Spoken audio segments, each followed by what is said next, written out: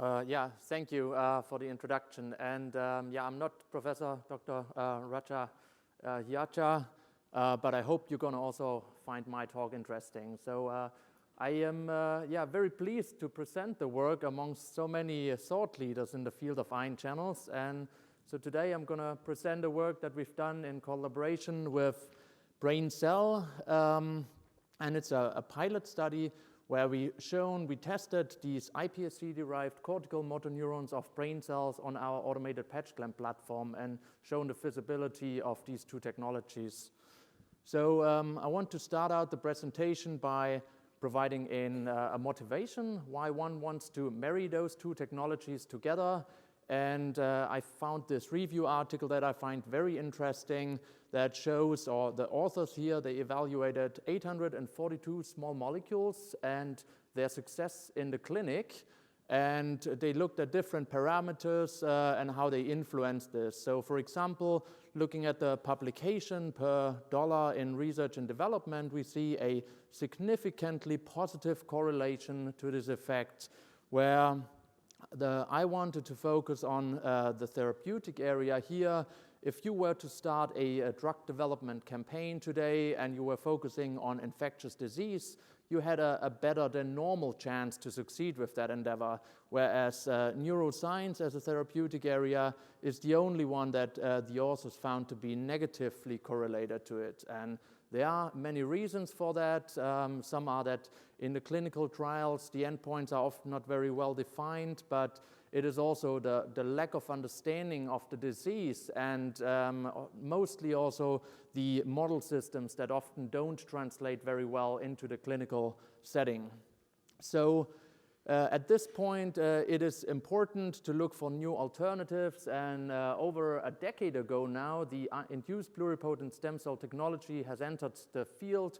And I want to show here this overview from Ricardo Dolmesh, where different models were evaluated with regards to human relevance, mechanistic insight, and the throughput that the technology allows that are being typically used in CNS studies. So here, for example, at the bottom, many people are using mouse models, and they do allow for a good mechanistic insight.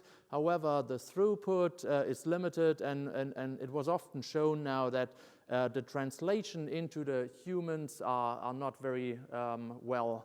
So on the other side, live human studies, they of course provide a very high relevance in humans, but mechanistic insights and the throughput are rather limited in these studies. So iPSC cells, they hold the promise to fill the right upper corner here and allow for the high throughput and the mechanistic insight while still having a high human relevance. Just to remind the audience here, so iPSC-derived cells, they originate from somatic cells of a healthy donor or a patient. Then one can go ahead and transduce the Yamanaka factors to generate iPSC cells and further differentiate them into any sort of specialized cell of the body. And those cells can then be used for disease modeling or for starting a drug screening campaign and later on a toxicity study. And then after all this, we hopefully have a new drug that then can be provided to the patient to help with this disease. So I don't think I need to convince the audience here that ion channels are relevant in general, but also in particular in CNS disorders. And here I've just listed 4 diseases where ion channels were found to be very critically involved: Alzheimer's disease, Parkinson's disease, or spinal muscular atrophy and amyotrophic lateral sclerosis. About the latter 2, I'm going to talk a little bit further later on in my talk. So when studying ion channels, the patch clamp technology remains the gold standard for studying them. And I just want to highlight a few advantages of the technology again that makes this so well suited for the study. So when having a system with a plethora of ion channels expressed, it is possible with the technology to isolate individual current components, as shown here by this voltage-gated sodium trace. And further, one can go ahead and biophysically characterize these current. Am I doing that? Back. Sorry about that.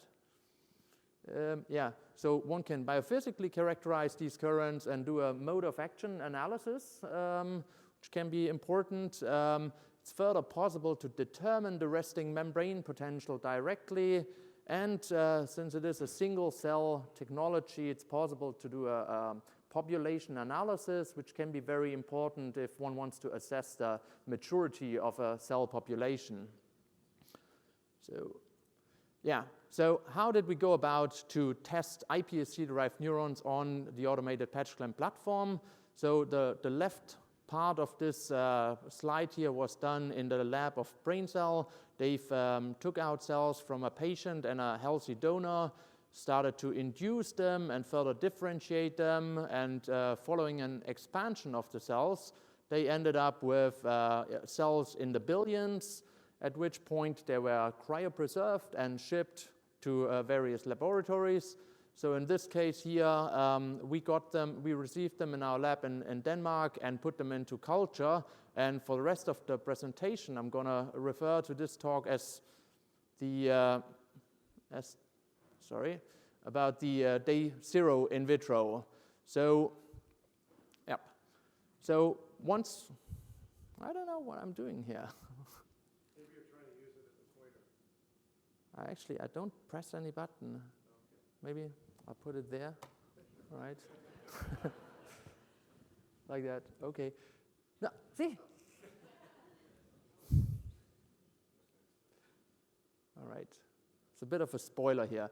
Yeah, but so looking at the micrographs on the top, you can see day 1, 4, and 7 in vitro, and we see how a network, as expected, is forming. So what do we do to test those cells on our system?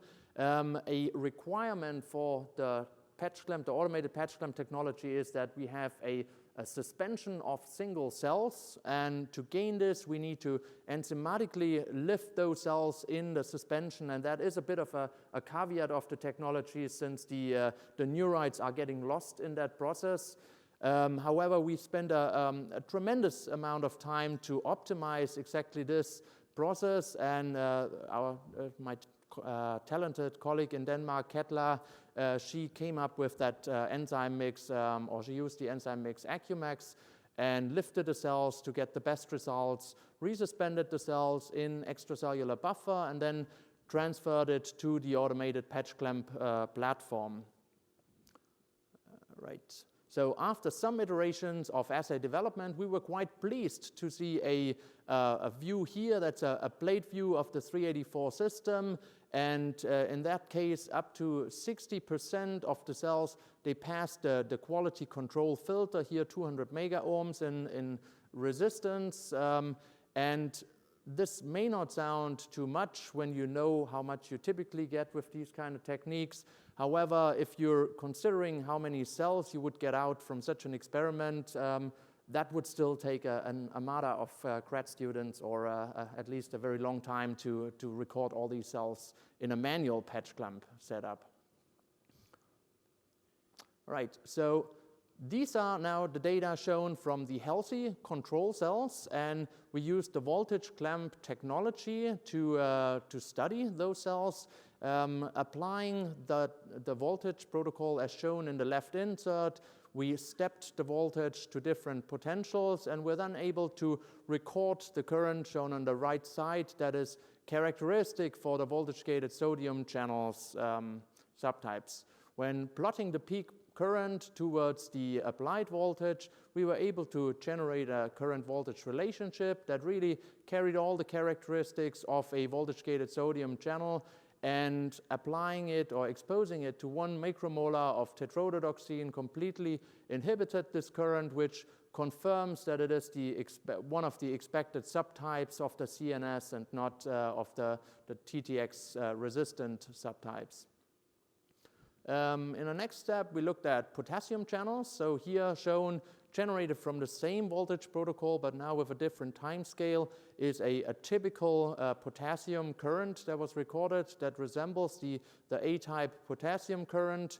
But for completion, I also have to add that we did detect in a number of sites more of a delayed rectifier potassium type, and those ones were often those that did not express any sodium channels, which indicates some immaturity of the cell population. So constructing the IV curve, we're also able to see that characteristic rectification, what one would expect, and exposure to that cocktail of 30 millimolar tetraethyl ammonium chloride and 4-aminopyridine almost completely abolished this current here. So I mentioned that one can do a population analysis with the technology. So we've detected in almost 100% of the cases, we've detected a voltage-gated potassium current, where only 85% of the cells exhibited a voltage-gated sodium current. In the next step, we looked at ligand-gated ion channels, since they are obviously very important. So here we exposed the cells to 100 micromolar of GABA, and we used a feature to limit the exposure time, as shown on the left side in the comic here, where the solutions are stacked on top of each other, which is indicated here by the different color shading. The green is a mixed phase, but we push it through the flow channel, so the cells are only a short time exposed to this to the agonist, and doing so, we can see this characteristic inward current when the cells are exposed to the ligand, and the washout completely removes that to the state before. So 45% of the cells were GABAergic in this case in our study. And from there on, we evaluated what the effect really is of those three current components that I introduced and the time in culture. So shown here are 5 time points, 5 days in vitro, 11 and 15. And I hope you can appreciate, so these are absolute current to make it comparable. I hope you can appreciate that we get an increase in the different current components when they are cultured for a longer time, where the kV currents sort of seem to saturate after day 11. Unfortunately, we found an inversed relationship when looking at the success rate. The longer they were in culture, the lower was the success rate, and this is very likely being attributed to the fact that they already formed the network, and once they have been lifted into the suspension, this is a stress for the cells, of course. So the most interesting part of the study, of course, was that we were also able to get our hands on some patient-derived cells. And here we had cells from a patient presenting spinal muscular atrophy, SMA. And to remind you, the SMA is a devastating disease that is in 95% of the cases caused by a mutation in that SMN1 gene. Further, like after some steps, this is causing a degeneration of the lower motor neurons, and it's a very severe disease. So fortunately, there are now treatments coming on the market, and one of which we had at our hands, that is the SMN-C3 small molecule from Roche and PTC Therapeutics. This is a splice modifier that increases the SMN1 protein. So we use that for our study. So since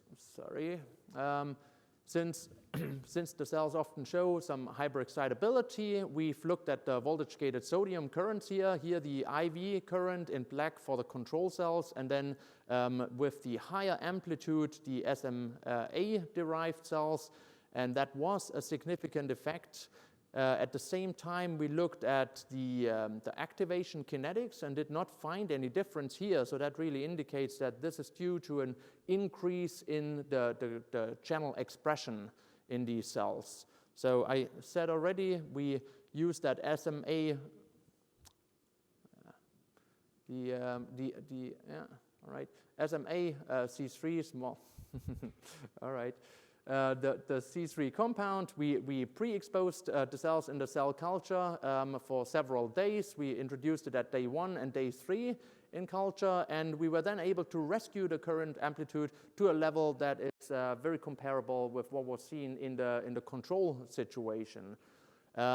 Fortunately for that study, there were also another group which used the same iPSC cells and used them on the manual patch clamp setup. And I hope when comparing the two slides, the kinetic analysis and the amplitude, that is a very similar result as what we obtained with the automated system, which we were quite pleased to see. The other model that we had at hand was the amyotrophic lateral sclerosis, and I'm sure you all know it from the late Stephen Hawkins, who unfortunately passed away recently, but you might also know it from the Ice Bucket Challenge that populated the social media some years ago, and that's Bill Gates here.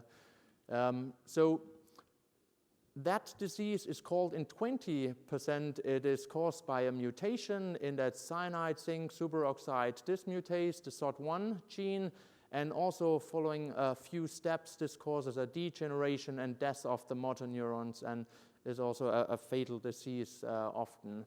So we used a special plate here to compare that's a cell transfer plate where the different cells are being added to the reservoirs, and one can then test the different cell types head-to-head in one experiment.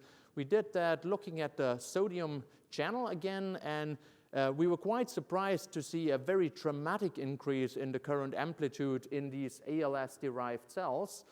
And we were fortunate enough to have an isogenic control at hand for these cells, which reversed that point mutation.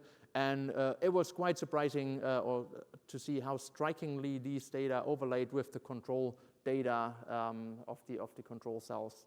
So at this point, I would like to wrap up and say that I hope that I was able to convince you that the both technologies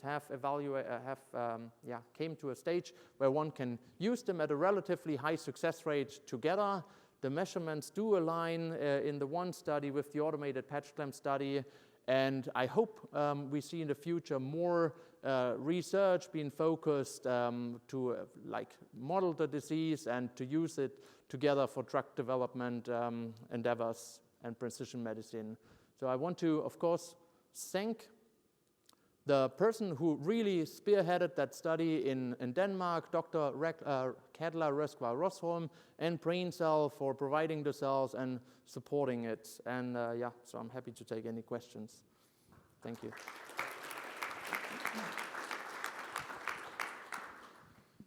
So we have time for a number of questions from this very interesting talk. And just to get things started, have you used other cell types besides the neurons? Yes, we've done some work also with cardiomyocytes, although I have to say they're even more challenging because the cell-cell interaction is really much more tight, and you got to beat them with 15 minutes of trypsin or various other enzymes, right. And of course that really messes with the integrity of the plasma membrane. So that's making it even more challenging, but it's possible if you're accepting the lower success rates. And how long does each experiment take, roughly speaking, to plate the cells and record the data? It really depends on what kind of data you want to get out of it, but I think sort of like in the 45 minutes time frame is a typical experiment. Is there a question over here? Yeah, thank you. That was fascinating work.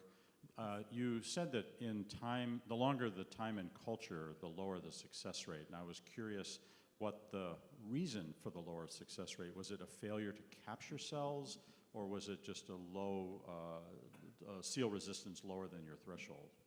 Yeah, it was.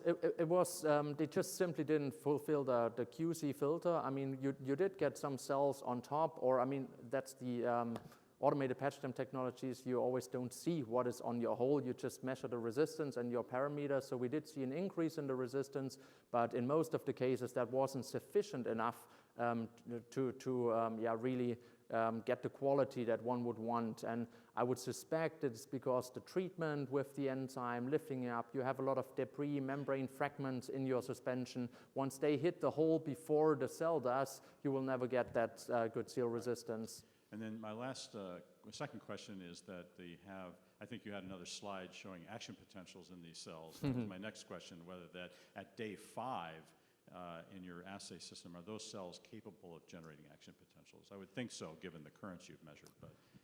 Yeah, so I've added this to the extra slide. It was now away, and I've made it as an extra slide and did it included in the main presentation because we didn't see it in only in a very few number of cells was what we recorded.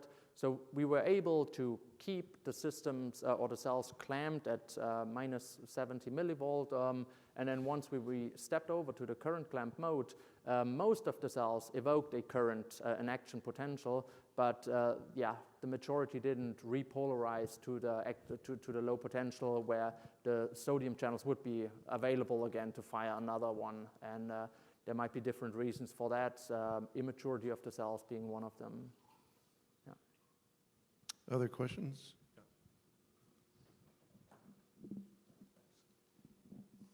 Hi, Daniel. Nice talk. So in terms of the pathology of the two conditions that you mentioned right at the end, you're not advocating that it's just simply a change in the sodium channel density or gating. So the way you're using this system is basically it's a biomarker for the disease, showing that there's a deficit in sodium channels. And if some drug comes along, like the drug that affects the alternate splicing, then that can be used to give a sense that the neurons are back on track.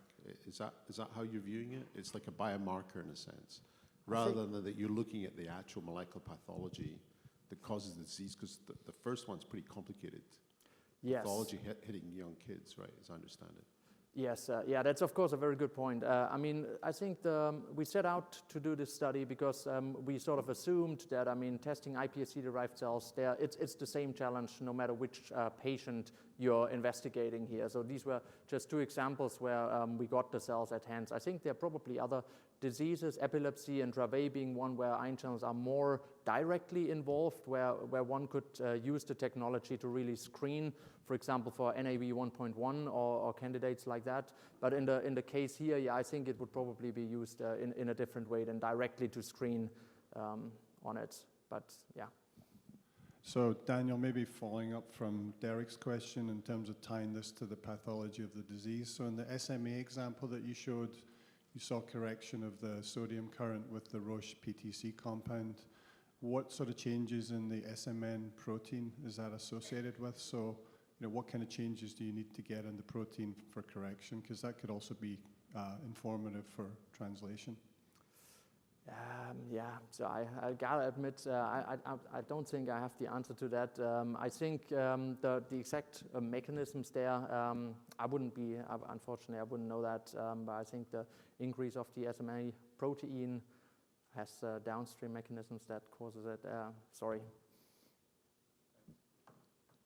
Okay, well, thank you very much. It's great talk. Thank you. We have a break now. I've been asked